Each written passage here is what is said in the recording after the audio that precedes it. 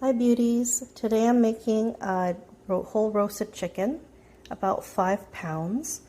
I started with some garlic, I love garlic, and onion, sliced onion. I added a whole bag of cauliflower rice with about a cup of chicken bouillon. So I just poured that over top of the rice. So sliced onion, got our radish here, a whole bag of radish. Dried thyme, dried parsley, sea salt, and black pepper, and as well as some avocado oil. So the oven's preheated for about 425, and I'm going to try and bake this sucker for about an hour and a half. So hopefully it turns out. Thanks for watching. Have a good night.